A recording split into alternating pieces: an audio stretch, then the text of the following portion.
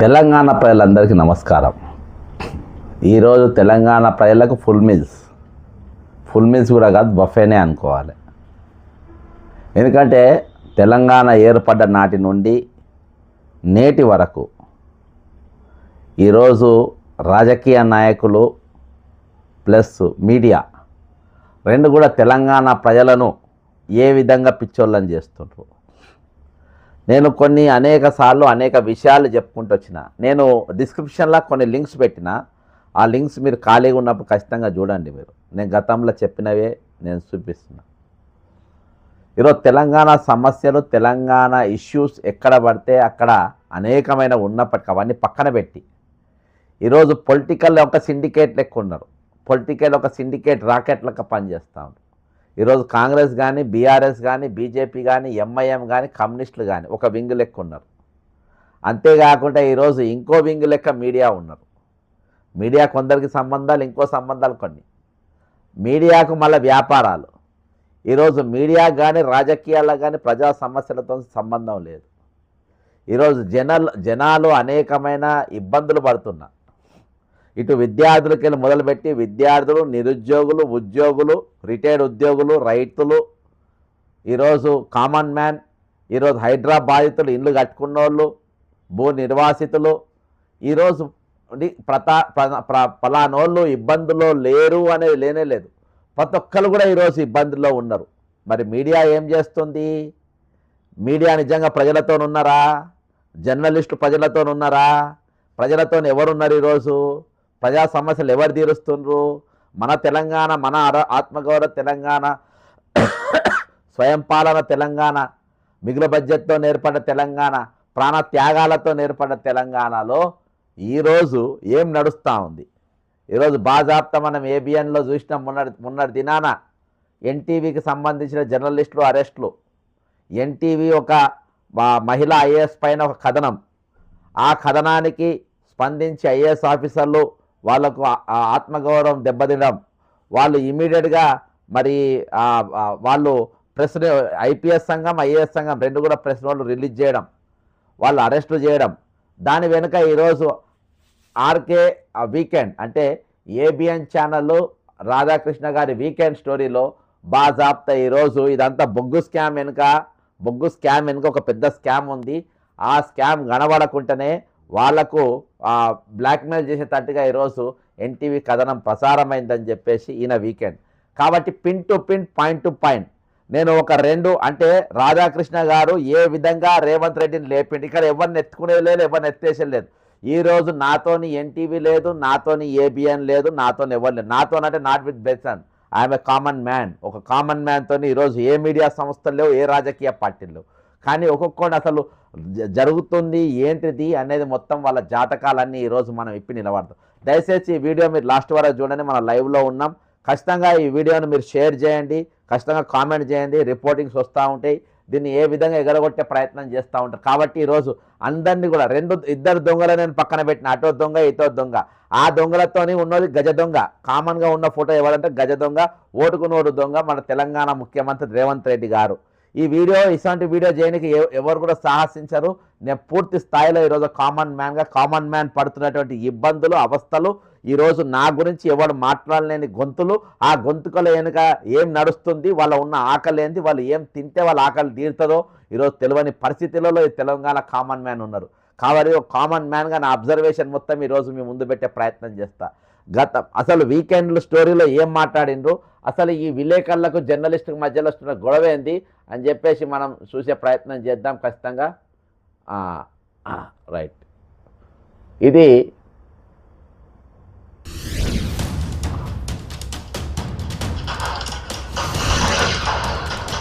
ఇది గతంలో ఒక వీకెండ్. ఇప్పుడు చూపించేది ఏంటంటే గతంలో ఒక వీకెండ్ స్టోరీ.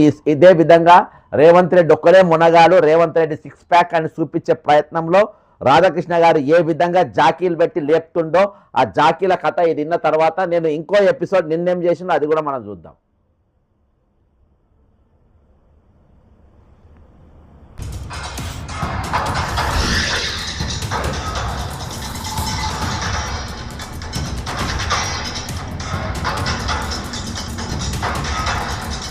తెలంగాణ ముఖ్యమంత్రి రేవంత్ రెడ్డి మండుతోంది. గురువారం జరిగిన మంత్రివర్గ సమావేశంలో ముఖ్యమంత్రి తనలోని ఆవేదనను ఆక్రోశాన్ని వెళ్లగక్కారు. సమావేశం ముగిశాక అధికారులను బయటకు పంపించి గంటకు పైగా మంత్రులకు ఆయన తలంటి పోశారు. దాదాపు 2 ఏళ్ల క్రితం కాంగ్రెస్ అధికారంలోకి రావడానికి తాను ఎంత శ్రమించింది, ఎంత రిస్క్ తీసుకున్నది వివరిస్తూ ఇటీవల పార్టీలో చోటు చేసుకుంటున్న పరిణామాలపై ఆగ్రహం వ్యక్తం చేశారు.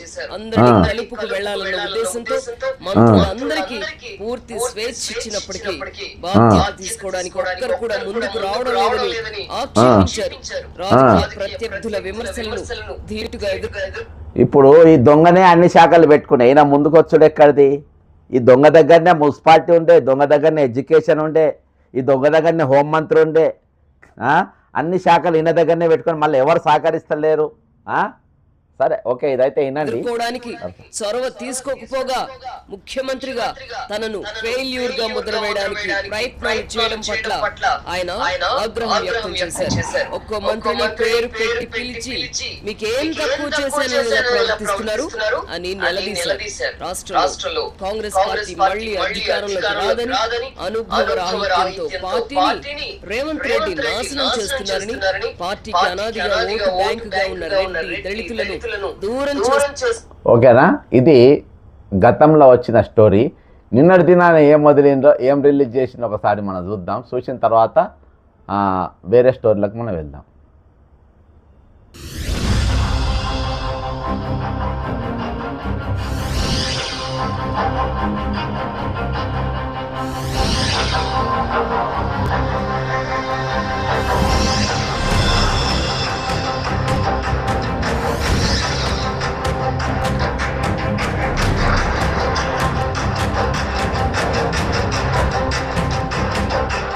అసలేం జరిగింది? ఎన్టీవీ జర్నలిస్టులను పోలీసులు అరెస్ట్ చేయడానికి కారణమేమిటి? గతంలో ఎన్నడూ లేనంతగా అఖిల భారత సర్వీస్ అధికారులు సదరు ఛానల్ పై చర్యలు తీసుకోవాలి అనేంత పట్టుదల ఎందుకు ప్రదర్శిస్తున్నారు? మంత్రి కోమటిరెడ్డిని, మహిళా ఐఏఎస్ అధికారులను ఈ వివాదంలోకి ఎన్టీవీ లాగడం వెనుక ఏం జరిగింది? ఈ వ్యవహారంలో మీడియా హద్దులు దాటిందా? ఈ మొత్తం వ్యవహారం వెనుక సింగరేణి సంస్థకు చెందిన నైని బొగ్గుబావి నుంచి బొగ్గు తవ్వడానికి సంబంధించిన టెండర్ కారణమా? భారత రాష్ట్ర సమితి నాయకులు విమర్శిస్తున్నట్టుగా రేవంత్ రెడ్డి ప్రభుత్వం మీడియాను అణచివేయడానికి ప్రయత్నిస్తున్నదా, లేక మీడియానే ప్రభుత్వాన్ని లొంగదీసుకునే ప్రయత్నం చేసిందా? ఈ వ్యవహారంపై బయట జరుగుతున్న ప్రచారం ఏమిటి? తెర వెనుక జరిగింది?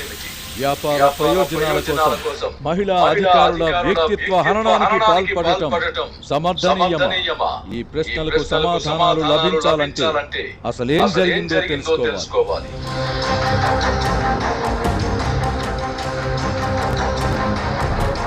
ఎక్కడో ఒడిశాలోని నైని బొగ్గు బ్లాక్ కోసం టెండర్లు పిలవడమేమిటి? ఆ టెండర్ల ఖరారులో జాప్యం జరగడమేమిటి? ప్రతిగా ఎన్టీవీలో ఒక అనైతిక కథనం ప్రసారం అవ్వడమేమిటి? ఇందులో మంత్రి కోమటిరెడ్డి వెంకటరెడ్డి పాత్రేమిటి? ఉప ముఖ్యమంత్రి భట్టి విక్రమార్క రంగంలోకి ఎలా వచ్చారు? ఈ వ్యవహారం గురించి తెలిసి కూడా ముఖ్యమంత్రి రేవంత్ రెడ్డి ఎందుకు మౌనంగా ఉండిపోవాల్సి వచ్చింది అని ప్రశ్నించుకుంటే మళ్ళీ నైని బొగ్గు బ్లాక్ వ్యవహారమే మూల కారణమని స్పష్టమవుతోంది. ఈ బ్లాక్ నుంచి బొగ్గు తవ్వి తీసే కాంట్రాక్టు భారత రాష్ట్ర సమితి అధికారంలో ఉన్నప్పుడు కూడా వివాదాస్పదమైంది. అప్పట్లో అదానీ ముందు పెట్టి ప్రతిమా శ్రీనివాస్ కు చెందిన సంస్థకు ఈ కాంట్రాక్టు కట్టబెట్టాలని కేసీఆర్ ప్రభుత్వం యోచించింది. దీంతో అప్పట్లో ఎంపీగా ఉన్న కోమటిరెడ్డి మొత్తానికి ఇప్పుడు ఏదైతే ఐఏఎస్ ఆఫీసర్ పైన వచ్చిందో, జర్నలిస్టు అరెస్ట్ అయినరో, దీని వెనుక ఉన్న కోమరెడ్డి వెంకటరెడ్డి పైన ఏదైతే స్టోరీ వచ్చిందో, దీని వెనుక మొత్తం కంప్లీట్గా ఉన్నది ఏంటిది? ఈ బొగ్గు కాంట్రాక్ట్ నయని స్టోర్స్. దీని వెనుక అంటే బలరాం నాయక్ అనేట ఆయన మొన్నటిదాకా ఎండీగా ఉంటే ఆ ఎండీని కూడా మార్చిండ్రు. అయితే ఈ తతంగంలో ఈ మధ్యలోనే రేవంత్ రెడ్డి గారు స్వయంగా ఆర్కే గారి ఇంటికి అంటే ఏబిఎన్ రాధాకృష్ణ గారి ఇంటికి కూడా వెళ్ళడం జరిగింది. అది ఎందుకు వెళ్ళిందో ఏందో మాట్లాడు మన పూర్తి వివరాలు ఇళ్ళనే ఉన్నది. పోరాటం చేశారు. తన సోదరుడికి చెందిన సుసి హైటెక్ కంపెనీకి సదరు టెండర్లో పాల్గొనే అవకాశం ఇవ్వకపోవడంతో ఆయన రాష్ట్ర స్థాయి నుంచి ఢిల్లీ స్థాయి వరకు ఎంపీగా ఫిర్యాదులు చేశారు. దీంతో అప్పట్లో ఆ టెండర్ ఖరారు చేయలేని పరిస్థితి ఏర్పడింది. ఇంతలో ఎన్నికలు రావడం, ప్రభుత్వం మారడం జరిగింది. ప్రతిమా శ్రీనివాస్ దృష్టిలో పెట్టుకుని తయారు చేసిన టెండర్ను రద్దు చేయడం జరిగింది. ఇప్పుడు రేవంత్ రెడ్డి ప్రభుత్వంలో మళ్ళీ నైనీ బ్లాక్ వ్యవహారం తెర మీదకు వచ్చింది. ఇప్పుడు ఈ టెండర్ పై ఉప ముఖ్యమంత్రి భట్టి విక్రమార్క, ఎన్టీవీ అధిపతి నరేంద్ర చౌదరి ఆసక్తి చూపుతున్నారని, తాము తెర మీదకు తెచ్చిన సంస్థకు టెండర్ దక్కేలా టెండర్ నిబంధనలు రూపొందించారని అధికారులు చెబుతున్నారు. టెండర్లో పాల్గొనే సంస్థలు సదరు బొగ్గు బ్లాక్ ను సందర్శించాలన్న నిబంధనను విధించారు. బొగ్గు బ్లాక్ ను ఎవరైనా సందర్శించవచ్చు కదా, అదేమి నిబంధన? క్షేత్రస్థాయి పరిస్థితులు, ఓనర్ వర్గం ఎంత అనేది నిర్ణయించుకోకుండా ఏ కంపెనీ అయినా రేట్ ఎలా కోట్ చేస్తుంది? అయినా ఫీల్డ్ విజిట్ చేసి ఉండాలన్న నిబంధన విధించడం హాస్యాస్పదం కాదా? అస్మదీయులకు మాత్రమే టెండర్లో పాల్గొనే అవకాశం కల్పించడానికి ఇటువంటి సిల్లీ నిబంధన విధించారని చిన్న పిల్లల్ని అడిగినా చెబుతారు. వ్యవహారం ఇంత దూరం రావడానికి కూడా ఈ నిబంధనే కారణం. క్షేత్రస్థాయి సందర్శన ఏ కంపెనీ అయినా చేయవచ్చు కదా, ఇంత సింపుల్ నిబంధన పెట్టారేమిటి అనే సందేహం ఎవరికైనా కలుగుతుంది. అయితే ఇందులోనే తెరకాసంతా ఉంది. కావాల్సిన కంపెనీ వారికి మాత్రమే ఫీల్డ్ విజిట్ సర్టిఫికేట్ ను అధికారులు జారీ చేస్తారు. తస్మదీయ కంపెనీలకు సర్టిఫికేట్ జారీ చేయరు. ఈ లొసుగును అడ్డు పెట్టుకుని కావాల్సిన కంపెనీకి నైనీ కోల్ బ్లాక్ ను కేటాయించడానికి స్కెచ్ సిద్ధమైంది. అనుకున్నవన్నీ అనుకున్నట్లు జరగవు కదా. ఈ దశలో మంత్రి కోమటిరెడ్డి వెంకటరెడ్డి సోదరుడైన అనిల్ రెడ్డికి చెందిన సుసి హైటెక్ కంపెనీ రంగంలోకి దిగింది. మైనింగ్ తవ్వకాల్లో ఈ కంపెనీకి అనుభవం ఉంది. పలు ఇతర రాష్ట్రాలలో బొగ్గు తవ్వకాలు జరుపుతోంది. తెలంగాణ రాష్ట్రంలో ఈ ఒక్క కంపెనీకి టెండర్లో పాల్గొనే అర్హతలు ఉన్నాయి. అయితే ఫీల్డ్ విజిట్ సర్టిఫికేట్ జారీ చేయడంలో అధికారులు తాత్సారం చేయడంతో సింగరేణి ఎండీ కృష్ణ భాస్కర్ ఆ కంపెనీ ఒక విజ్ఞాపన పత్రం అందజేసింది. కృష్ణ భాస్కర్ గారు ఇంతకుముందు సిరిసిల్ల కలెక్టర్గా ఉండే, మరి హఠాత్తుగా మొన్నదాకా బలరాం గారు సింగరేణి హెడ్గా ఉండే, ఆయనను మార్చి ఒకటేసారి ఈయనను కృష్ణ గారిని ఎందుకు సిరిసిల్లకి వెళ్ళి, అంటే తర్వాత ఎక్కడికో ట్రాన్స్ఫర్ అయింది, ఒకటేసారి ఎందుకు ట్రాన్స్ఫర్ చేసిండ్రు, ఎందుకు ఆయనను సింగరేణి బొగ్గు గనులకు తీసుకొచ్చిండ్రు అనేది ఒక ప్రశ్న. మొత్తానికైతే ఇదైతే వ్యవహారము ఒక ఐఏఎస్ కలెక్టర్కు సంబంధించిందో లేకుంటే ఇది సంబంధించిందో కాదు. మొత్తానికి ఓవరాల్గా ఈ స్టోరీ అంతా ఒక బొగ్గు కాంట్రాక్ట్కు సంబంధించింది. ఇందులో రేవంత్ రెడ్డి గారు మీడియాను ఏ విధంగా వాడుకుంటుండో, మీడియాను ఏ విధంగా అడ్డం ఉండి ఈరోజు మీడియాను ఒక జర్నలిజం అనేది జర్నలిజం కాదు, ఈరోజు ఇది బ్రోకరిజం చేస్తున్నారు అనేది స్పష్టంగా చూపెడుతుంది. ఈరోజు అది ఏబిఎన్ అయినా ఎన్టీవీ అయినా ఇద్దరు కూడా బ్రోకరిజం లెక్క స్పష్టంగా కనబడే ప్రయత్నం చేస్తున్నారు. ఈరోజు ఒకరు మా బీఆర్ఎస్ దిక్కుంటే ఇంకొకరు కాంగ్రెస్ దిక్కున్నారు.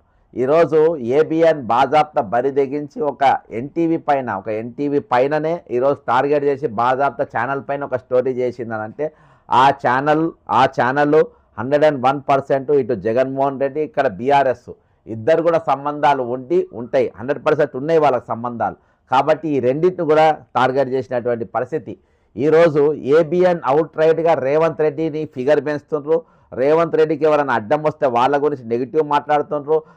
మొత్తానికి రేవంత్ రెడ్డికి ఒక కవచంగా నిలబడ్డరు. అది దేనికోసం అంటే ఈరోజు చంద్రబాబు నాయుడు అక్కడ ఉన్నాడు, చంద్రబాబు నాయుడు ఇక్కడ వీళ్ళ నుండి నడిపిస్తూ ఉన్నారు. ఈరోజు చంద్రబాబు రేవంత్ రెడ్డి కలిసి తెలంగాణ రాష్ట్రాన్ని నడుపుతున్నారు అనేది ఈరోజు సుస్పష్టం. ఇది బాజాప్తా కనబడుతూ ఉన్నది.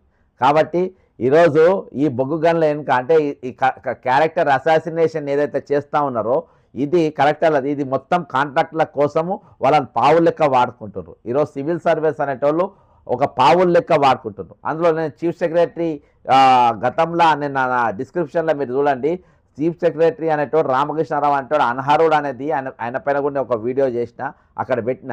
ఇక మన ఎవరికి కోమరెడ్డి వెంకటరెడ్డి గారికి రేవంత్ రెడ్డికి మంచి అండర్స్టాండింగ్ నడుస్తుంది, ఈ మధ్యలో మంచి అండర్స్టాండింగ్. నేను దానిపైన ఒక వీడియో అది కూడా నేను లింక్ పెట్టిన.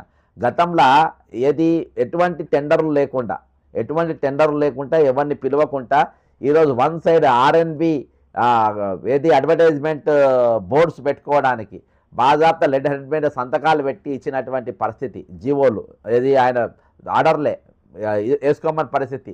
అవి మొత్తం కూడా రేవంత్ రెడ్డి గారి సోదరుడు అయినటువంటి కృష్ణారెడ్డి గారి బినామీ కంపెనీలకు ఎస్పెషల్లీ మీరు నేను లింక్లో మొత్తం డాక్యుమెంట్స్ సహా పెట్టినా మీరు చూడొచ్చు, కింద డిస్క్రిప్షన్లో లింక్ కూడా పెట్టినా. మొత్తం అవన్నీ నవయుగ కంపెనీ, నవనిర్మాణ్ కంపెనీ, అన్ని కాంట్రాక్టులు కూడా నవనిర్మాణ్ కంపెనీకే. ఈరోజు అడ్వర్టైజ్మెంట్ కంపెనీ మొత్తము నవనిర్మాణ్ కంపెనీ. ఆ నవనిర్మాణ్ కంపెనీ ఎవరిది అని అంటే ఈరోజు రేవంత్ రెడ్డి తమ్ముడైన కృష్ణారెడ్డికి సంబంధించినటువంటి కంపెనీ. దాన్ని బినామీలుగా పెట్టుకుంటారు. ఈరోజు అన్ని వర్కుల వాళ్లకు lead space Prakash ads, lead space కూడా ఎక్కువ లేదు, ప్రకాష్ యాడ్స్కు వీళ్ళకి ఇచ్చుకుంటా ఉంటారు. ఇది అంతా కూడా కోమరెడ్డి వెంకరెడ్డి గారు తన ఆర్ఎన్బి పరిధిలో వచ్చేటి మొత్తం బాజాప్తా లెటర్ హెడ్ల పైన రాసి వాళ్ళకి ఇచ్చినటువంటి పరిస్థితి. అంటే ఇద్దరి మధ్యలో ఈరోజు మంచి అండర్స్టాండింగ్ నడుస్తుంది అని చెప్పడానికి ఇప్పుడు ఈ కాంట్రాక్ట్. మనమందరం ఏమనుకున్నామంటే ఈరోజు అరే పాపం ఒక మహిళా కలెక్టర్ పైన ఈ కోమరెడ్డి వెంకరెడ్డి ఈ విధంగా చాటింగ్ చేసిండు, దాన్ని ఆయన బ్లాక్మెయిల్ చేసిండు అని చెప్పి ఇది ఎన్టీవీలో స్టోరీ లెక్క వాళ్ళే లీక్ చేసిండ్రు అని మనం అందరం అనుకున్నాం. కానీ దీని వెనుక ఉన్నది ఒక 25 సంవత్సరాల బొగ్గుల గనుల యొక్క ఈ స్కామ్ పైనే ఇది మొత్తం ఆధారపడి ఉన్నది. దీనికోసం ఏకంగా దాని ఎండీని కూడా మార్చుకున్న పరిస్థితి. అంటే బలరాం నాయకుని మార్చి ఈరోజు కృష్ణప్రసాద్ ఏమో కృష్ణతేజ అనేది పేరుంది, పేరు ఈయన తీసుకున్నటువంటి పరిస్థితి మనకు చాలా స్పష్టంగా. ఇంకా మనకి దీనికి సంబంధించిన మంత్రి ఎవరంటే ఈ మంత్రి శాఖ ఎవరి దగ్గర ఉందంటే బట్టి విక్రమార్క గారి దగ్గర ఉంది. అంటే బట్టి విక్రమార్క గారు వీళ్ళు అందరు కలిసి చేస్తుంది ప్రజాపాలన కాదు, ప్రజాసేవ కాదు. ప్రజాసేవ ముసుగులో ఈరోజు వీళ్ళు దోపిడీ చేస్తుందనేది ఒకరి మీద ఒక రాళ్ళు వేసుకున్నాక మనకు స్పష్టంగా కనబడతా ఉంది. ఈరోజు chief minister and deputy chief minister ఇద్దరు కలిసి ఈరోజు ప్రజా కంటక పాలన తెలంగాణ కొనసాగిస్తూ ఉండ్రు, అవినీతి పాలన కొనసాగిస్తూ ఉండ్రు, ఇక్కడ వ్యాపారాలు చేస్తూ ఉండ్రు, దందాలు చేస్తూ ఉండ్రు, ఇక్కడ సంపాదించిన పైసలు ఎత్తుకపోయి బయట దాచుకునే పరిస్థితులు ఈరోజు మనకు స్పష్టంగా ఈ స్టోరీతో మనకు అర్థమవుతుంది. ఇంకా కొంచెం ఓపికతో నిందాం. అసలు ఈ స్టోరీ వీకెండ్ స్టోరీ చాలా ఇంట్రెస్టింగ్ ఉంది. దీంతో సుసి హైటెక్ కంపెనీకి కూడా ఫీల్డ్ విజిట్ సర్టిఫికేట్ జారీ చేయవలసిందిగా సదరు పత్రంపై సింగరేణి ఎండీ ఎండార్స్ చేశారు. ఎండీ ఆదేశాలు అమలైతే టెండర్లలో పోటీ ఏర్పడుతుంది. తామనుకున్న కంపెనీకి టెండర్ దక్కకపోవచ్చు అన్న ఉద్దేశంతో ఎన్టీవీని రంగంలోకి దించారు. ఈ వ్యవహారంలో ఎన్టీవీ ఎందుకు తలదూర్చింది అన్న సందేహం కలగడం సహజం. ఈ టెండర్ ద్వారా ఆర్థిక ప్రయోజనాలు పొందాలంటే పేరొందిన ఏదో ఒక కంపెనీ కావాలి. ఉప ముఖ్యమంత్రి భట్టి విక్రమార్క కుటుంబ సభ్యులకు మైనింగ్ లో అనుభవం లేదు. ఎన్టీవీ అధిపతి నరేంద్ర చౌదరి అల్లుడికి కూడా అనుభవం లేదు. దీంతో మేఘా ఇంజనీరింగ్ కంపెనీని రంగంలోకి దించారు. మైనింగ్ లో అనుభవం లేని మేఘా ఇంజనీరింగ్ కోసమే ఫీల్డ్ విజిట్ అనే నిబంధనలు పెట్టారని అధిక మొత్తానికి మేఘాను రంగంలో దింపిండ్రు వీళ్ళు. మళ్ళా మేఘా ఇంజనీరింగ్ సంస్థ అనేది మళ్ళీ రంగంలోకి వస్తుంది. ఇందులో మళ్ళీ వాళ్ళని ముందు పెడతారు. అంటే ఇవన్నిటికి చాలా కంపెనీలకు ఈరోజు బినామీ లెక్క మేఘా అనేటోడు పనిచేస్తున్న దానికి ఇది మనకు చాలా స్పష్టంగా కనబడతా ఉంది. అధికారులు చెబుతున్నారు ఎన్టీవీ యజమాని చౌదరి అల్లుడికి చెందిన వెంచర్ కంపెనీకి కూడా అర్హత లేనందున మేఘా వెంచర్లను కలిపి జాయింట్ వెంచర్ గా ఏర్పాటు చేశారు. ఈ దశలో మంత్రి కోమటిరెడ్డి వెంకటరెడ్డి రంగ ప్రవేశం చేశారు. తన సోదరుడికి చెందిన సుసి హైటెక్ కంపెనీకి ఫీల్డ్ విజిట్ సర్టిఫికేట్ జారీ చేయవలసిందేనని ఆయన పట్టుబట్టారు. సుసి హైటెక్ కంపెనీకి సర్టిఫికేట్ జారీ అయితే పోటీ ఏర్పడుతుంది. తమ స్కెచ్ అమలు కాదని భావించి ఒక అనైతిక కథనం వార్చారు. మంత్రి కోమటిరెడ్డి వెంకటరెడ్డి సోదరుడి కంపెనీని పోటీ నుంచి తప్పించడానికి చేసిన ఈ ప్రయత్నాలు ఫలించలేదు. కేసీఆర్ ప్రభుత్వం ఉన్నప్పుడు ఇదే బొగ్గు బ్లాక్ కోసం ప్రధానమంత్రిని సైతం కలిసి టెండర్లు రద్దు చేయించిన అనుభవం ఉన్న వెంకటరెడ్డి ఇప్పుడు కూడా సదరు బొగ్గు బ్లాక్ కోసం పట్టుబడుతున్నారు.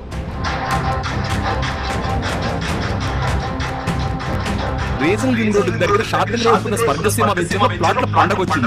నూతన వెంచర్ అమ్మేయ రూపంలో ఒక్కసారి ఫ్యామిలీతో విజిట్ చేసి మంచి నిర్ణయం తీసుకోండి నుంచి తప్పించడానికి చేసిన ప్రయత్నాలు ఫలించకపోవడంతో వివాదం ముదిరింది. వెంకటరెడ్డి వల్ల తమ లక్ష్యం దెబ్బతింటున్నదని భావించిన ఎన్టీవీ యాజమాన్యం రంగంలోకి దిగి ఫలితమే మంత్రి రాసలీలలు అనే కథనం. ఈ కథనం ప్రసారమైన తర్వాత పరిస్థితి ఒక్కసారిగా మారిపోయింది. నల్గొండ జిల్లా కలెక్టర్లుగా పనిచేసిన ఇద్దరు మహిళా ఐఏఎస్ అధికారులను ఇందులోకి లాగడంతో అఖిల భారత సర్వీస్ అధికారులు హౌగుమన్నారు. మంత్రి కోమటిరెడ్డి వెంకటరెడ్డిని దృష్టిలో పెట్టుకుని రాసలీలలు అనే సార్ నమస్కారం సార్.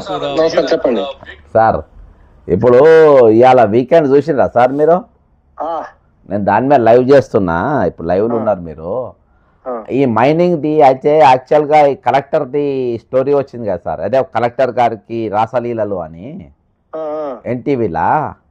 దీని వెనుక బొగ్గు గనులది ఉన్నది, సుషి కంపెనీకి మా మేఘా కంపెనీ, మేఘా అనేది వీళ్ళు పెట్టుకున్నారంట. ఈ నరేంద్ర చౌదరికి ఉన్న బట్టి విక్రమార్క వాళ్ళ దగ్గర వీళ్ళ అల్లుని కంపెనీ, ఆ కంపెనీకి అనుభవం లేదు కాబట్టి వాళ్ళు మేఘా వండి రంగంలో దింపిందంట. కోమరెడ్డి వెంకరెడ్డి ఏమో సుషి అని ఉందంట, సుషి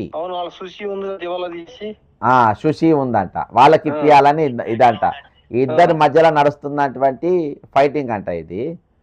ఇప్పుడు ఏం సార్ ఈ మైనింగ్ అంటే, నాకు మైనింగ్ గురించి ఎక్కువ తెలియదు అసలు. అయితే ఇదివరకు కేసీఆర్ ఉన్నప్పుడు ప్రతిమా దానికి ఇచ్చిందంట కదా సార్, ఇచ్చి క్యాన్సిల్ చేసిందంట. సింగరేణి ఓపెన్ కాస్ట్ మొదలైన తర్వాత ఇది ఊర్లలో ఒక రావణ కాష్టం లెక్క తయారైంది తెలంగాణలో. అప్పుడు బీజేఆర్ అని ఒక కంపెనీ ఉండేది. బీజేఆర్ 2004 లో 2004 లో ఉన్నప్పుడు 2005 లో ఫస్ట్ సత్తుపల్లిలో జలగం వెంగళరావు ఓపెన్ కాస్ట్ అని స్టార్ట్ చేశారు. చేసినప్పుడు ఈ బీజేఆర్ పక్కన ఎట్టి విజయ ఓల్వో ఎక్స్కేవేటర్స్ కి డీలర్ గా విజయ అతను రాజశేఖర రెడ్డి మేనల్లుడు అని చెప్తారు పేరు. అతని దుర్యోధన్ రెడ్డి దుశ్శాసన ఏదో పేరు ఉంటది. దాని బీజేఆర్ నెట్టేసి అతను తీసుకున్నాడు. అట్లా స్టార్ట్ అయింది ఇది. అతి లెస్ రేట్లకి వేయటం, ఆ కంపెనీ ఓలో కంపెనీ మొత్తాన్ని ఆడు దివాలా పట్టించాడు. పెట్టిన తర్వాత ఇది ఏమైంది, ఈ లోపల బీజేఆర్ ఎటో పోయాడు, కొత్తగా మళ్ళీ సుసి దిగింది రంగంలో. వీళ్ళిద్దరు కూడా కలిసి ఇద్దరు కూడా ఆల్మోస్ట్ దివాలా తీశారు. ఉన్నమాట ఉన్న దివాలా తీసిన తర్వాత ఈ మధ్యకాలంలో ఈ అదేది రాజశేఖర రెడ్డి గారి జలయజ్ఞం ప్రాజెక్టులో వచ్చిన కంపెనీలు అంటే గాయత్రి, కాన్స్ట్రా ఇలాంటి కంపెనీలు అయ్యి కూడా ఈ బొగ్గన్లు రాకుండా కాలువలు తోవటం అయిపోయింది. అయిపడింది. రాజశేఖర రెడ్డి చనిపోయిన తర్వాత అసలు ఎవరు అడ్రస్ లేకుండా పోయినాయి అన్ని. పోయిన తర్వాత 2014లో ఆంధ్రాలో మళ్ళీ నవయుగ పైకి వచ్చింది, ఇది పోలవరం ప్రాజెక్ట్ పేరుతో.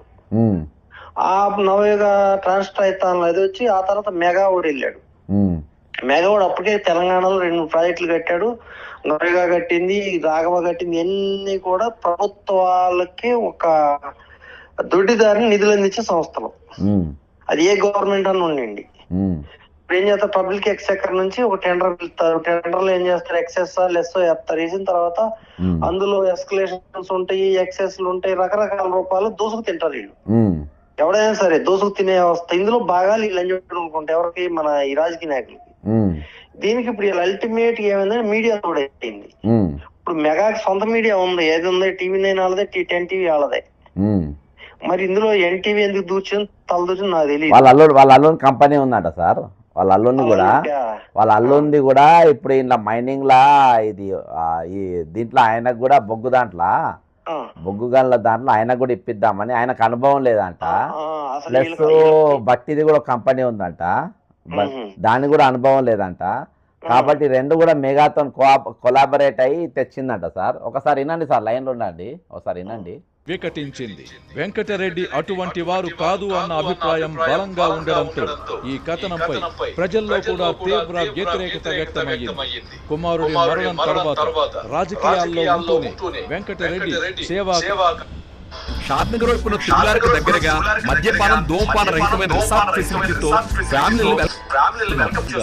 వార్తలు రాసే పత్రికల్లో పనిచేసే జర్నలిస్టులకు ఇళ్ల స్థలాలు కూడా అయితే ఆ కంపెనీకి ఇద్దామని చూసిండ్రు.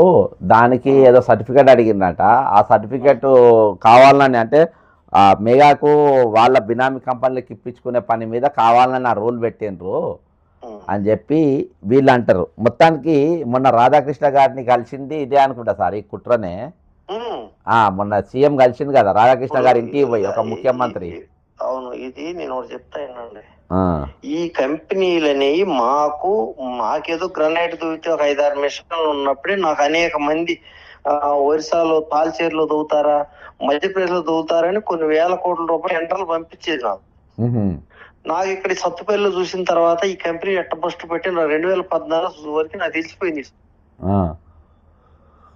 30 రూపాయలు అప్పుడు 50 రూపాయలకి ఎవడో దూకునేవాడిని, వీళ్ళు 30 రూపాయలు తగ్గించారు. వీళ్ళు తగ్గించిన తర్వాత అసలు 50 రూపాయలు వర్కౌట్ కానీ 30 రూపాయలు వర్కౌట్ ఎట్లా అవుద్ది? ఇది సింగరేణి చాలా టైట్ ఉంటది, గవర్నమెంట్ లాగా ఉండదు. వాళ్ళు ఎస్కలేషన్స్, ఎక్సెస్ వర్క్ ఇవన్నీ ఇవ్వరాళ్ళు. ఈ వర్కౌట్ కావాలని చెప్పి అనేక మంది తిరస్కరించేది. నాకు ఎంత వేల కోట్లు బీజేపీ గవర్నమెంట్ నుంచి లింకులు ఉన్న వాళ్ళు అనేక మంది పంపించేది. మాది అంత చిన్న కంపెనీ పంపిస్తే నేను చేయలే. మరి ఎందుకు అంత ఆరాటపడి దీని మీద ఎందుకు వెళ్తున్నారు అంటే తెలియదు. అసలు ఎవరికి ఎక్స్పీరియన్స్ లేదు, మీరు అన్నట్టు ఎక్స్పీరియన్స్ లేదు. దీని మీద వాళ్ళు ఏమైతే కూడా తెలియదు, రిజల్ట్ కాన్సిక్వెన్సెస్ గురించి ఎవరికి తెలియదు. ఇదేంటంటే మనకి ఇక్కడ జరుగుతుంది ఏంటంటే ఒక కుంభకోణాల మయం కింద గవర్నమెంట్ ఏంటి రోజు ఏదో కుంభకోణం, రోజు కుంభకోణం. అందులో ఎవడెవడ గవర్నమెంట్ ఎందుకు ఇది కొలాప్స్ అవ్వట్లేదు? అసలు ఎందుకు కేంద్ర ప్రభుత్వం పట్టించుకోవట్లేదు? ఇంత వరస్ట్ అడ్మినిస్ట్రేషన్ లో డబ్బులు లేకుండా లేవు సింగరేణి. ఇప్పుడు సారా నష్టపోతే ఇద్దరు మీడియా సంస్థ అధినేతలు ఇప్పుడు ఎందుకు ఎక్కుతారు సార్? ఒకరినొకరు దన్నుకుంటారు. తెలియదు కదా. ఇప్పుడు ఎన్టీవీ ఓడు వీళ్ళిద్దరు దన్నుకుంటుండ్రు. గతంలో ప్రతిమాకి ఇచ్చిన దాన్నే క్యాన్సిల్ చేయించిందంట. ఎవరు? ఈయన కోమరెడ్డి వెంకరెడ్డి. ప్రతిమా ఇది సీఎం రమేష్ కంపెనీ ఏదో ఉంది, రిత్విక్ వీళ్ళంతా కూడా ఇక్కడ సింగరేణికి ఎలిజిబుల్ సరిపోయి కాదు. వీళ్ళు ఎవరు సింగరేణి పారామీటర్స్ అంతా ఫ్రెండ్స్, కోల్ హ్యాండ్లింగ్, అది ఆ ఓవర్ ఎంతో రేట్లు లెస్ రేట్లలో వాళ్ళకి కొంతమంది బీజీఆర్ అనేది ఒకటి ఉండేది గతంలో. అది పోయి విజయ వచ్చింది, రాజశేఖర రెడ్డి మేనల్లుడిది. అది శుచి అనేది దాని పేర్లు పనిచేసింది. వీళ్ళు ఆఫ్రికాలు వెళ్ళారు, చైనా కూడా వెళ్ళారు. చైనా నుంచి ఇండియాలో సొరంగం తోటానికి వెళ్తారు కానీ మధ్యలో ఫెయిల్ అవుతారు. ఎవడ కూడా ఇందులో ఫుల్ఫిల్ కాడు, ఎవడు బాగుపడ్డా. కానీ ఇక్కడ ఏంటంటే ఇంకా వీళ్ళకి తెలియదు, ఈ మీడియా సంస్థలకు పని ఏం లేదు కదా. ఇప్పుడు కేసీఆర్ టైంలో ప్రాజెక్టులు కట్టినప్పుడు నడిచిపోయింది వ్యవస్థ. ఇప్పుడే ఇక్కడ ఏం ప్రాజెక్టులు ఏం లేవు కదా పెద్దవి. ఇప్పుడు రెండుగా చిన్న రెండు ఛానళ్ళు, రెండు పార్టీలు. ఈ రెండు పార్టీలకు మధ్యలో బీజేపీ వాళ్ళకి వీళ్ళకి కోతాట వాళ్ళతో ఆడుతుండ్రు. మొత్తానికి ఇవాళ మొత్తం రచకెక్కి ఏది నీళ్ళ కాడ బిందెల కాడ కొట్టుకుంటారు ఇప్పుడు రెండు ఛానళ్ళు. అసలు చిల్లర పంచాయతీ. మళ్ళీ ఎక్కడ మాకు అమ్మ జిల్లాలో సిపిఐ 100 ఏళ్ళ చేరుతుందంటే ఏం చెప్తారంట. అక్కడ ఎవడో మరి అంత పోటుగాడు 100 ఏళ్ళ చేరి సిపిఐ ఏం చేసిందో చరిత్ర అక్కడ అందరికి తెలుసు. దాన్ని ఈ నెల అక్కడ వివరిస్తున్నాడు, దుమ్ము రేపేస్తున్నాడంట. ఎవరు? మన సీఎం గారు. హెలికాప్టర్ 10 కాన్వాయ్లు వెళ్ళినాయి నిన్న నుంచి. సిపిఐ 100 ఏళ్ళ చరిత్ర. అక్కడ సిపిఐ వాళ్ళు తెలియదు, వాళ్ళని పిలిస్తే వాళ్ళని చెప్తారు కదా. అవునవును. సిగ్గులేని రాజకీయాలు తయారైనాయి, స్టాండర్డ్స్ లేవు, సిద్ధాంతాలు లేవు, వాల్యూస్ లేవు, పబ్లిక్ సర్వీస్ అంటే తెలియదు. ప్రతి ఓడు రాజకీయం ఒక వ్యాపారం. వ్యాపారాన్ని పరాకాష్ట. ఇప్పుడు ఈ కొట్లాట. ఇప్పుడు నేను నీతి పొందుతున్నా, నేను సెల్ఫ్ సర్టిఫికెట్లు ఇచ్చేసుకోవటం కూడా కాడు. వాడికి ఒక ఏదో మీడియా తోడవటం. ఎవరు సెల్ఫ్ అసలు ఇందులో ఒరిగేది ఏంటి? సింగరేణి అంత ఈజీ మనిషి కాదు. సింగరేణి చాలా టఫ్. 45 సంవత్సరాల నుంచి ఒక ల్యాండ్ అక్విజిషన్ లో ఇప్పటి వరకు డబ్బులు ఇలా. ఎందుకంటే లిటిగేషన్ సుప్రీంకోర్టు, హైకోర్టు లిటిగేషన్ పెడతానే ఉన్నాయి. అది పర్పస్ సర్వే కూడా ఏదో ఆపరాలు 1 కోటి రూపాయలు ఇవ్వాల్సిన దానికి అన్ని పేజీలు పెడుతుంది. సింగరేణిలో వర్కులు ఇచ్చి ఏం సంపాదిస్తారు వీళ్ళు? ఎలా సింగరేణి ప్రొఫెషనల్ సంపాదన మనకు అవసరం లేదు సార్. ఇప్పుడు వర్కులది వాడి లాభమా నష్టమా అనేది. ఇప్పుడు 2 ఛానళ్ళు ప్రజా సమస్యలు వదిలేసి నేను అక్కడే మొదలు పెడతాను. అసలు వీళ్ళు నిజంగా ఏమి తెలుసు? ఒక రాజకీయంగా తెలియదు, ఒక ఆర్థికంగా తెలియదు, ఒక వ్యాపారం ఏమీ తెలియని వాళ్ళు ఇందులో ఏళ్ళు పెట్టేసి జనాన్ని పట్టించుకోకుండా రిటైర్డ్ ఎంప్లాయీస్ పని ఒక పక్క వదిలేసి. ఇప్పుడు నేను చెప్పేది ఏంటంటే తెలిసి ఉండి పెట్టారంటే మనం దాని మీద లంచాలు జైలేమనొచ్చు. అసలు ఇక్కడ కేంద్ర ప్రభుత్వం కూడా ఇంత లూజ్ గా, ఇంత ఇంటెలిజెంట్ ఎందుకు మెసేజ్ ఎందుకు క్రియేట్ చేస్తుంది ఇక్కడ స్టేట్ లో? రేపు ఎవడో రాడు కదా. ఇప్పుడు అసలు నైని బొగ్గు గనులు తీసుకోవడం సింగరేణి కరెక్టే. నైని అంట కరెక్టే. ఎప్పుడు లో ఈ నైని ఆక్షన్ కి ఇప్పుడు 2016లో మోడీ గవర్నమెంట్ వచ్చాక ఆక్షన్ సిస్టమ్ పెట్టింది. ఆక్షన్ సిస్టమ్ పెడితే కేసీఆర్ గారు అన్నారు సింగరేణికి ఎక్స్క్లూజివ్, మాకు అసలు మేము ఆక్షన్ లోకి వెళ్ళాం, మాకే కావాలంటే దుబ్బేవాయి అని చెప్పి ఇక్కడ స్టేట్ లో కూడా ఆక్షన్ పెట్టారు వాళ్ళు. ఇక్కడ కూడా కొన్ని పోయినాయి. వాళ్ళ సత్తుపల్లి ఏరియాలో 2 గన్లు ఎవరికో పోయినాయి. మరి చాలా ఇక్కడ కూడా ఓపెన్ కాస్ట్ మధ్య చాలా. ఇప్పుడు నైన్ బొగ్గు గనులు అంటే ఎక్కడ సార్ ఇది? ఒరిస్సా తాల్చేరు. అదే దాని ఇప్పుడు పంచాయతీ మరి మహానది కోల్డ్ ఫీల్డ్స్ అని అక్కడ 2-3 తాల్చేరు అని మన వెస్టర్న్ కోల్డ్ ఫీల్డ్స్ అని గవర్నమెంట్ ఆఫ్ ఇండియా 3-4 ఉంటాయి అక్కడ ఏజెన్సీ. ఇప్పుడు నైడి కోలే పంచాయతీ. అది నాకు అంతే 2016 నుంచి ఇదంతా ఏం చేశారంటే ఆక్షన్ సిస్టమ్ పెట్టారు. ఈవెన్ మీకు పట్టా ల్యాండ్ ఉన్నా కూడా గవర్నమెంట్ ఆక్షన్ పెట్టాలి తప్ప మనకు హక్కులు లేవు. చెప్పేదంతానేమో ప్రజాస్వామ్యం సోషలిజం, కానీ అక్కడ జరుగుతుందంతా ఒక కట్టబెట్టే విధానాలు ఉంటాయి. అట్లా కట్టబెట్టే విధానాలు సింగరేణిలో మరి అక్కడ ఎవడో ఎందుకో సాధించింది ఒక నైని బొగ్గు బిల్ ఒక బ్లాక్ సాధించిన తర్వాత దాంట్లో ఓవర్ బర్డెన్ అనేది 1 మీటర్ 2 మీటర్లో ఉంటది. అది తీయటం కోసం కాంట్రాక్ట్ పిలుస్తారు. జనరల్ ఎక్కడ ఓపెన్ కాస్ట్ లో అదే జరుగుద్ది. జరిగితే ఈ ఓపెన్ కాస్ట్ లో ఇప్పుడు ఏంటంటే దీని మీద చాలా మంది ఇప్పుడు ఈ ప్రాజెక్ట్ వర్క్ చేసిన వాళ్ళందరూ ఏలు పెడతారు. మెగావాడికి కూడా యాక్చువల్ గా ఏంటంటే ఉన్నట్టు ఈ పోల్ మైన్స్ దిగింది. ఆడు కూడా రోడ్లు సమృద్ధి అని రోడ్లు వేసాడు, కానీ పోల్ మైన్స్ లో వచ్చినాడు బీజేఆర్ ఉండేది సౌత్ లో, ఈ సుచి వాళ్ళకు ఉంది. వాళ్ళ తర్వాత విజయ దివాలా తీసింది. విజయ్ ఎక్స్కేవేటర్స్ అని ఊళ్ళో కంపెనీ డీలర్స్ వాళ్ళు. బంజారా రోడ్ నెంబర్ 12 ఆఫీస్ ఉంటది సార్. హలో, ప్రభుత్వాలు ఏంటంటే ఒక మేజర్ గా ఏంటంటే ప్రతి దానిలో వీళ్ళ ఆసక్తి, వీళ్ళు అసలు ప్రజల సమస్యలు పరిష్కరించడం లేని వ్యాపారాలు ఎందుకు వెళ్తున్నారు. వ్యాపారాలు ఛానల్ సహాయంతో ఒకరినో బ్లేమ్ చేయడం. రాజీనామా చేయండి, మీరు రాజీనామా చేసి కొట్టుకోండి, అధికారులను కొట్టుకోవడం ఎందుకు? ఒక క్యాబినెట్ లో ఇద్దరు మధ్యలో ఒక ఛానల్ ఒకటేపు ఒక ఛానల్ ఒకటేపు ఉంటే అసలు రేపు అసలు ప్రజలకి ఏమరుగుద్ది? ప్రజలకి ఏ ఛానల్ లేదు సార్, అదే కదా ప్రజలకి ఏమరుగుద్ది ఇందులో. అది ప్రజా సమస్యలు కాస్ట్ ఆఫ్ ఎక్స్చెక్కర్ లో మీరు ఎన్ని తినుకుంటూ బాగా ఛానల్స్ ఉపయోగించుకుంటున్నారు, బాగానే ఉంది. ప్రజలకి ఏం ఉరుగుతుంది అక్కడ? కేసులు ఇందులో ఒక ఐఏఎస్ తీసుకొస్తారు, ఐపీఎస్ సంఘం అంటారు. అది ఏంటి ఇదంతా ఒక టైప్ ఆఫ్ కన్ఫ్యూజన్. అవును సార్, అవును సార్. సరే sir, thank you sir. Okay, ఇంకోటి మీకు అదే నిన్న యూట్యూబ్ మీద చర్చ పెట్టారు కదా. అవునవును, అది నేను చెప్తా సార్. లైవ్ లో ఉన్నది, ఇది అయిపోయినాక మీకు చెప్తా. అయితే ఇది ఐఏఎస్ సంఘం అని ఐపీఎస్ సంఘం అని ఈ 2 సంఘాలు పెట్టి దీనిపైన కంప్లీట్గా రేవంత్ రెడ్డిని వెనకబెట్టి, అంటే కుట్రదారుడు ఒక రాష్ట్రానికి పాలకుడు అయితే ఏ విధంగా ఉండటో ఆ విధంగా ఉన్నది. ఈరోజు కామన్ మ్యాన్ ఒక పరిస్థితి లేదు ఇక్కడ. ఈరోజు ఒక ఉద్యోగి తన పైసలు దాచిపెట్టుకొని, ప్రభుత్వం దగ్గర దాచిపెట్టుకొని పోయేటప్పుడు నా పైసలు నాకు ఇయ్యి అంటే నీ పైసలు ఏమేం పో అని చెప్పి తన్నెళ్ళగొట్టే పరిస్థితి. ఈరోజు వాళ్ళని అడిగితే బెదిరించే పరిస్థితి. ఈరోజు మీరేమో లక్షల కోట్ల రూపాయలు ఏ విధంగా దిగమింగాలని చెప్పేసి ఈరోజు మీడియాను కూడా మీతోని మీ దోపిడి దొంగల లెక్క సోపతి కట్టుకున్నారంటే అర్థం చేసుకోండి ఎక్కడికున్నామో. ఈరోజు ఏది చేసినా కానీ, మనం ఎన్ని సమస్యలు చేసినా కానీ వీటిపైన ఒక మీడియా కానీ ఒక కథనం కానీ అసలు వాళ్ళ గురించి మాట్లాడే ప్రసక్తే ఉండదు. ఇవాళకి రిటైర్ అయిన వ్యక్తులు 50 మంది మరణించారు. నా ఈ ఛానల్ రాయది, నా ఆ ఛానల్ రాయది, నా ఏబిఎన్ రాయది, నా ఎన్టీవీ రాయది. లగిచర్లలో గిరిజనుల భూములు గుంజుకుంటారు, అక్కడ లాఠీ చార్జ్ అవుతుంది. నా ఎన్టీవీ రాయది, నా ఏబిఎన్ రాయది. కొండకల్లా గిరిజనుల భూములు అపర్ణ కంపెనీ స్వేరా విహారం చేసి గుంజుకుంటుంది. అలా రేవంత్ రెడ్డి అన్న తిరుపతి రెడ్డి బాజాప్తా ఉంటాడు. NTV మాట్లాడది, ABN మాట్లాడది. ఏ గొట్టాలు అక్కడ కనబడాయి. నిరుద్యోగులు 29 జీవో మీద రోడ్డెక్కి పెద్ద ఎత్తున యుద్ధం చేస్తూ ఉంటే, లాఠీ చార్జీలు ఇరుగుతూ ఉంటే వాళ్ళ హోంమంత్రి అంటాడు, వస్తాడు, యాక్టివ్ చేస్తాడు. ఏబిఎన్ మాట్లాడది, ఎన్టీవీ మాట్లాడది. హైదరాబాద్ మీద 1 నెల రోజుల పాటు 144 సెక్షన్ పెడతారు. ఎందుకు, దేనికోసం 144 సెక్షన్ పెట్టినా అనేది ఏబిఎన్ల స్టోరీ రాదు, ఎన్టీవీల స్టోరీ రాదు. ఈరోజు ఎవరి పక్షాన ఎవరు నిలబడ్డారు?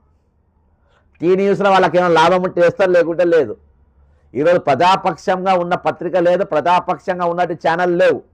ఎన్టీవీ గుంటనక్క లెక్క నాకేం లాభం వస్తుంది, టీ న్యూస్ నా లాభం ఉంటే నేను వేసుకుంటా, నాకు లాభం లేకుండా నేను వేసుకోను.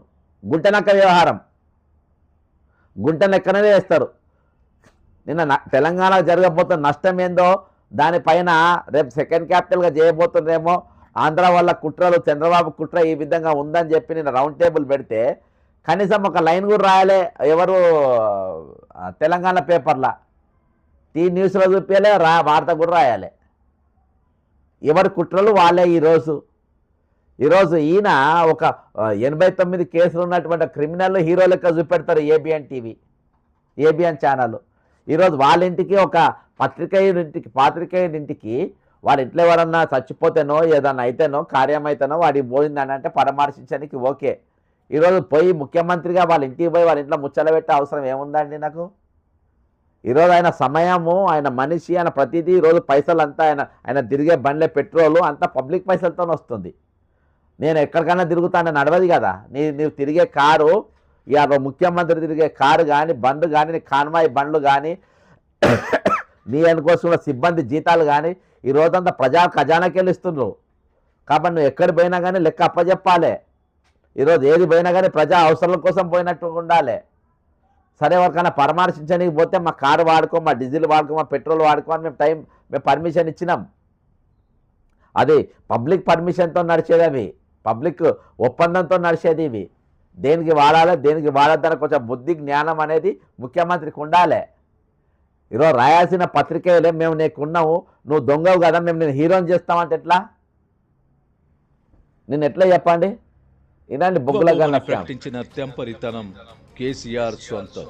అలాంటి కేసీఆర్ అంటూ ఇప్పుడు దెయ్యాలు వేదాలను వల్లిస్తున్నట్లుగా ఎన్టీవీ విషయంలో ప్రకటనలు చేస్తున్నారు. జగన్ రెడ్డి విషయంలో ఎంత తక్కువ చెప్పుకుంటే అంత మంచిది. జర్నలిస్టులు, మీడియా సంస్థల అధిపతులపై ఏకంగా రాజద్రోహం కేసులు పెట్టిన ఘనత ఆయన సొంతం. గిట్టని మీడియాపై ఆయన ఇప్పటికీ నిషేధం అమలు చేస్తున్నారు. తన ఇల్లు, పార్టీ పరిసరాల్లోకి కూడా ఆయా మీడియా సంస్థల ప్రతినిధులను రానివ్వరు. తమాషా ఏమిటంటే చెడును సమర్థించడంలో కేసీఆర్ జగన్ ఒకే బాటగా ఉంటుంది.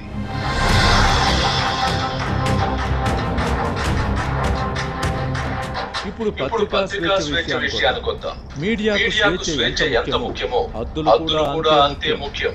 ఓకేనా? ఎంతో కొంత ఈయన మాట్లాడుతుంది కదా, రైట్. ఇది ఇక్కడ పెడదాము.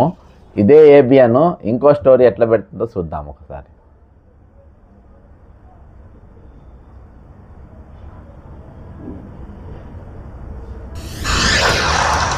అని రేవంత్ రెడ్డి ప్రశ్నించారు. సీనియర్లు జూనియర్ల తేడా లేకుండా అందరికీ ఆయన క్లాస్ తీసుకున్నారు. రేవంత్ రెడ్డిలో ఈ మార్పు చూసి ముఖ్యమంత్రిలో ఆవేశం, కట్టలు తెంచుకోవడానికి కారణం లేక ప్రభుత్వం పైన ముఖ్యమంత్రి రేవంత్ రెడ్డికి పట్టు లేదని అభిప్రాయపడే కాలంలో కొన్ని సంఘటనలు చోటు చేసుకున్నాయి. అదే సమయంలో ముఖ్యమంత్రిగా రేవంత్ రెడ్డి ప్రచారం నీరులో సాగుతోంది. ప్రభుత్వ పరంగా తీసుకుంటున్న నిర్ణయాల విషయంలో మంత్రులు తమకు సంబంధం లేదన్నట్టుగా ప్రచారం చేస్తున్నారు. అనుభవరాహిత్యంతో రేవంత్ రెడ్డి నిర్ణయాలు తీసుకుంటున్నారని కూడా ప్రచారం చేస్తున్నారట కొంతమంది మంత్రులు, ఎమ్మెల్యేలు. ఇది మొత్తానికి ఇవాళ రెండు ఛానళ్ళు కూడా, 2 పేపర్లు, 2 పత్రికలు, 2 ఛానళ్ళు కూడా ఆయనను ఏ విధంగా హీరోని చేసే ప్రయత్నం చేస్తున్నారు, ఏ విధంగా ఒకళ్ళేమో ఒక ఛానల్ ఏమో బట్టిని లేపుతుండ్రు, ఇంకో ఛానల్ ఏమో రేవంత్ లేపుతుండ్రు. అలా వాళ్ళ ప్రయోజనాలు, వాళ్ళ లాభాలు, వాళ్ళ లాభ నష్టాలు అనేది మాత్రం చాలా స్పష్టంగా చూసుకొని ఈరోజు మూమెంట్ చేస్తున్నటువంటి పరిస్థితి. ఈరోజు పత్రికలు వాళ్ళ స్వేచ్ఛ, పత్రికకున్న స్వేచ్ఛను వాళ్ళు దాన్ని అడ్డం పెట్టుకొని ఈరోజు ఐఏఎస్ల మధ్యలో, ఐపీఎస్ల మధ్యలో ఈరోజు వాళ్ళను ఏది పావుల లెక్క వాడుకుంటా, వాళ్ళ క్యారెక్టర్ను పావుల లెక్క వాడుకుంటా ఈరోజు వీళ్ళను బలిపశువులు చేసే పరిస్థితి వస్తూ ఉంది. ఈరోజు వీళ్ళ స్వార్థం కోసం ఈరోజు మహిళా ఐఏఎస్లను ఈరోజు వాళ్ళు రోడ్డు మీదకి ఈడ్చే పరిస్థితి. ఖచ్చితంగా వీటన్నిటిపైన ఖచ్చితంగా నేను ఎంక్వైరీ అడుగుతా. నేను ఇప్పటిదాకా సైలెంట్గా ఉన్నా.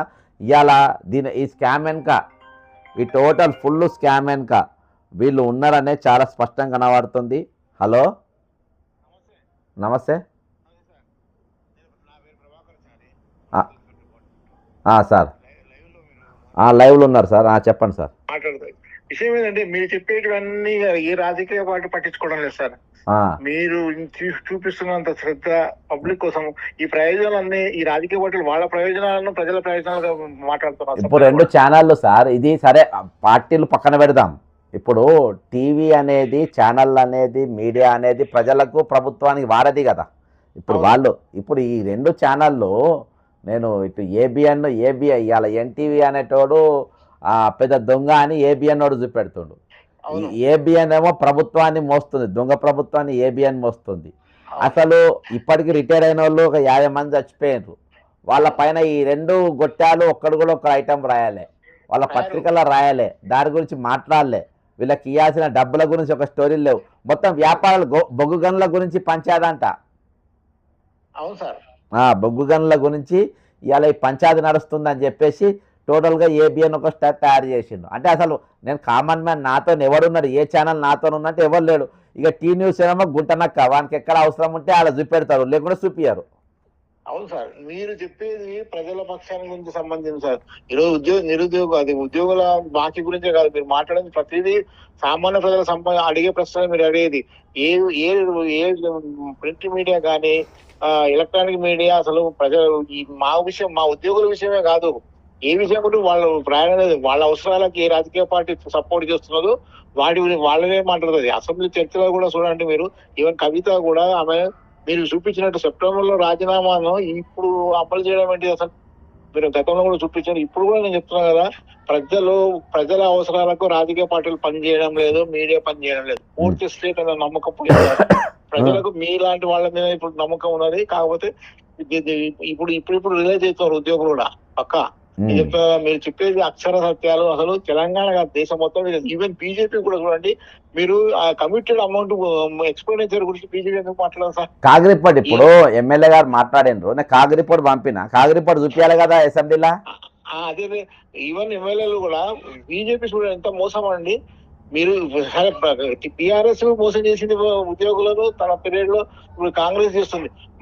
ఈ అవకాశాన్ని బీజేపీ వాడుకోవాలి కదా. అసెంబ్లీలో అడగలేదు ఒక్క కామారెడ్డి ఎమ్మెల్యే, అది కూడా మార్చిలో, కాకపోతే నిరాదరణ కూర్చుంటున్నాడు. కానీ అసలు ఆ విషయంలో ఏ ఎంపీ గాడు కూడా మాట్లాడుతున్నాడు. సారీ, ఎంపీ గాడు అన్న తప్పు, ఎంపీ కూడా అసలు ఉద్యోగుల గురించి మాట్లాడతలేడు. ఈ కమిటెడ్ ఎక్స్పెండిచర్ గురించి ఇప్పుడు ఎమ్మెల్యే గారు కూడా మాట్లాడాను సార్. నేను హరీష్ రావు గారికి ఏది కాగ్ రిపోర్ట్ ఇచ్చిన, ఎమ్మెల్యే గారికి కాగ్ రిపోర్ట్ ఇచ్చిన, ఏది కామారెడ్డి ఎమ్మెల్యే గారికి కూడా కాగ్ రిపోర్ట్ పంపిన. అవును, ఎవరు చూపించలేదండి, ఎవరు మాట్లాడలేదు. అదే మీరు ప్రశ్నిస్తున్న అంశాన్ని వీళ్ళు ఎందుకు పైకి తీయడం లేదు? కమిటెడ్ ఎక్స్పెండిచర్ మీరు ఎంత నోరు మొత్తుకుంటున్నారు, వీళ్ళు అసలు ఆ విషయం ఏ ఎమ్మెల్యే గారు మాట్లాడతలేరు. 100% మాట్లాడరు సార్. ఇంకోటి ఇవాళ ఒక స్పష్టంగా ఏంటంటే, ఇలా ప్రభుత్వం అసెంబ్లీలో ఒప్పుకుంది ఒకటి, బట్టి విక్రమార్క ఏమని ఒప్పుకుందంటే 20,500 మంది రిటైర్డ్ అయ్యిందని, అందులో 7,000 మంది టీచర్లు, 13,500 మంది ప్రభుత్వ ఉద్యోగులు. అంటే ఇప్పుడు 7,000 మంది టీచర్లు లేకుండా స్కూళ్ళు నడుస్తున్నాయి, 13,500 మంది లేకుండా ఈరోజు ప్రభుత్వం పనిచేస్తుంది. హౌ, ఎట్లా? అదే సార్, ఇప్పుడు ఆ ఖాళీలు నింపాలే కదా. ఖాళీలు నింపాలి. అసలు ప్రతిపక్ష పార్టీలు అసలు దాని గురించి మాట్లాడతలేదు. ఇది ఖాళీలు అయినాయని చెప్పి ఒప్పుకుంటారు కదా, ఇవి ఎందుకు నింపుతలేరు అడగడం లేదు. చూడండి, వాళ్ళకి అది అవసరం లేదు సార్. వాళ్ళకు పబ్లిక్ అవసరం, విద్య అవసరం లేదు, విద్య కానీ వైద్యం గురించి వాళ్ళు పట్టించుకోవడం లేదు. ఉద్యోగాలు ఖాళీ చేయమని ప్రతిపక్షాలు అడుగుతున్నాయా? నా బాధ ఏంటంటే బీజేపీ కూడా అసలు అధికారం రావాలని ఆశించబడే బీజేపీ కూడా దాని అంశాన్ని పట్టించుకోవడం లేదు సార్. వాళ్ళకి ఏం తెలియదు, వాళ్ళు ఒకరికొకరు తోడుదమ్మలు.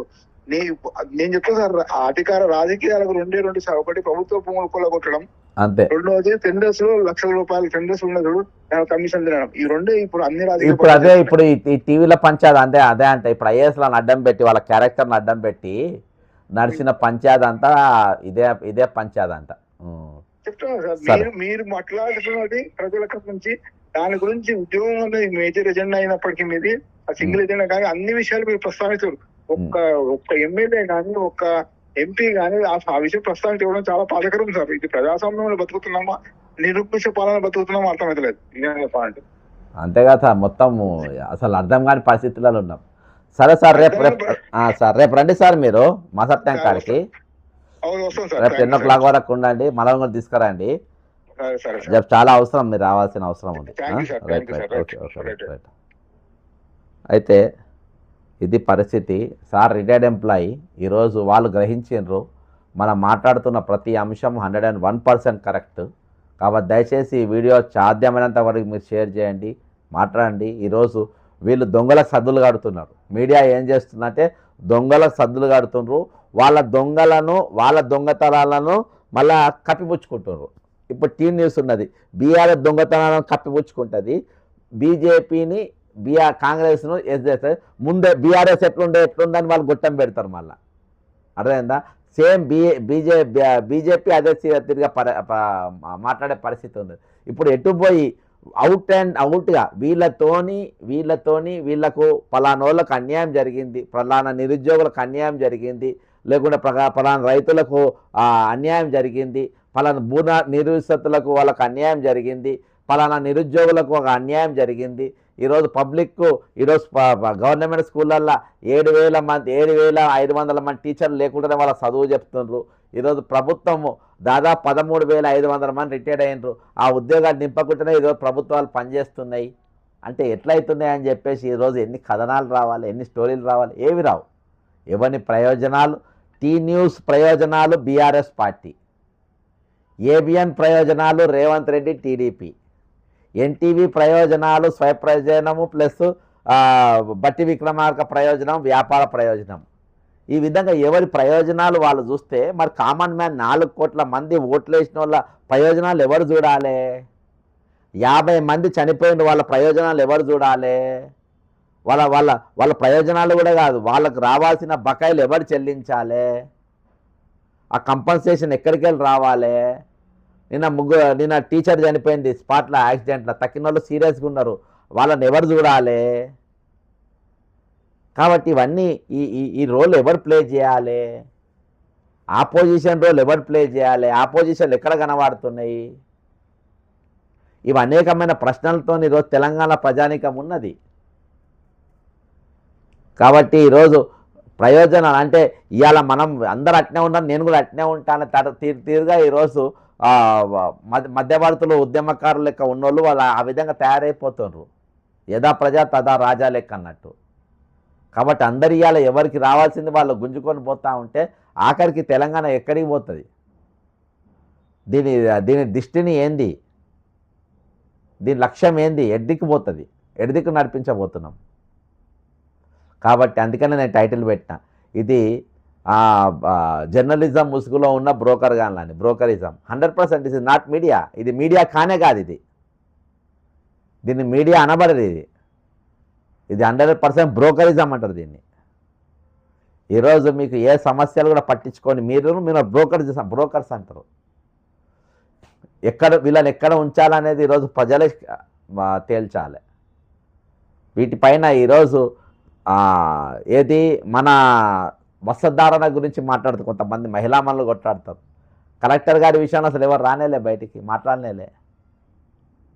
దేశం కోసం ధర్మం కోసం అంటారు. నీ పొట్ట నిండితే కదా ఏదైనా మాట్లాడగలిగేది. 50 మంది చచ్చిపోయినరు. అలా చచ్చిపోయిన వాళ్ళు 99% హిందువులే. మరి దేశం కోసం ధర్మం కోసం ఎక్కడ పోయిన మరి వీళ్ళు? బీసీలు అని చెప్తారు, చచ్చిపోయిన వాళ్ళ 90% బీసీలే. ఎక్కడి పోయినరు? కాబట్టి ఈరోజు ఎవరెవరితో నిలబడ్డారు, ఎవరెవరితో ఉన్నారు ఆలోచన చేయండి. ఖచ్చితంగా దీన్ని ఇదే విధంగా మా ఉద్యమం నిరంతరం కొనసాగుతుంది. మేము ప్రశ్నిస్తూనే ఉంటాం. మీరు చేసే దొంగ పనులు ప్రజలను చైతన్యవంతులు చేసే ప్రయత్నం చేస్తాం. రిటైర్ అయిన ఉద్యోగుల దిక్కు ఈరోజు మేము నిలబడి పోరాటం చేస్తున్నాం. అంతేకాకుండా రిటైర్మెంట్ అయిన ఖాళీలు 20,500 పోస్టులు నింపాలనే డిమాండ్ కూడా మాకు ఖచ్చితంగా ఉంటుంది. మమ్మల్ని డివైడ్ అండ్ రూల్ చేసే పాలసీలు మానుకోండి. మీరు డివైడ్ చేద్దామన్నా ఇక డివైడ్ కాకుండా చూసే బాధ్యత నాది. ఖచ్చితంగా నిజమైన తెలంగాణ ఏ ఆకాంక్ష కోసం 1,200 మంది చచ్చిపోయినరో ఆ ఆకాంక్ష నెరవేర్చే వరకు మా ఉద్యమం కొనసాగుతుంది.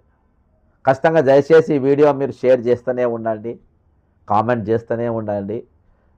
నేను రిటైర్మెంట్ ఎంప్లాయీస్ రేపటి ప్రోగ్రామ్ మీద నేను నైట్ ఇంకొక లైవ్ చేసే ప్రయత్నం చేస్తాను. ఖచ్చితంగా ఏది ఏమైనప్పటికీ రేపు మాసప్ ట్యాంక్ దగ్గర మాత్రం పొద్దుగాల 10 గంటలకు మీరు అక్కడ అందుబాటులో రండి. అక్కడికి వెళ్ళి మనం అంటే మాసప్ ట్యాంక్ అంటే ఆ పాలిటెక్నిక్ కాలేజ్కి వెళ్ళి రైట్ టర్న్ అయితే సవేరా ఫంక్షన్ హాల్ ఉంటుంది. అక్కడికి వెళ్ళి కలుసుకొని ఆ పక్కనే వాళ్ళ ఇల్లు ఉంటుంది. మనం పోయి కలుసుకునే ప్రయత్నం చేద్దాం. జై తెలంగాణ, అమరవీరులకు జోహార్లు.